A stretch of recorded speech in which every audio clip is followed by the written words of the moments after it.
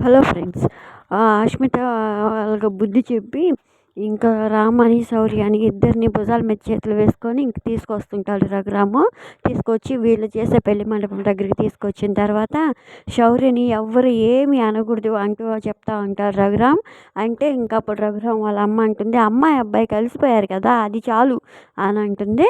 అని ఇంక శౌర్య రామని పెళ్లి పీటల మీద కూర్చోబెట్టి పెళ్లి జరిపించాక ఇంక పంతులు గారు అయ్యా కన్యాదాతలు వచ్చి ఇక్కడ కూర్చోవాలి అని పిలుస్తూ ఉంటాడు. అప్పుడు ఇంకా జానకి అలా చూస్తూ బాధగా చూస్తూ ఉంటుంది. రఘురామ్ మాత్రం అలాగే చూస్తూ ఉంటే అప్పుడు రఘురామ్ వాళ్ళ అమ్మ, నీ కూతురు మొహం చూసైనా నువ్వు ఒప్పుకోవాలి రఘు అంటుంది. ఇంక సరే అంటాడు. ఇంకా జానకి సంతోషంగా పరిగెత్తుకుంటూ వెళ్ళి మండపం మీద ఇద్దరు కూర్చొని రామలక్ష్మి కన్యాదానం చేస్తారు. రామలక్ష్మి కూడా చాలా హ్యాపీగా ఉంటుంది. ఇంక తర్వాత పెళ్ళి అయిపోతుంది. ఇంక రామలక్ష్మి సంతోషంగా ఉంటే అప్పుడు శౌర్య, ఇప్పుడు సంతోషమైన రామ అంటాడు. అని రామ చాలా హ్యాపీగా ఫీల్ అయిపోతూ ఉంటుంది. ఇంకా ఇది ఫ్రెండ్స్ ప్రోమో అయితే మీకు నచ్చితే ప్లీజ్ లైక్ చేయండి, సబ్స్క్రైబ్ చేయండి. Thank you for watching.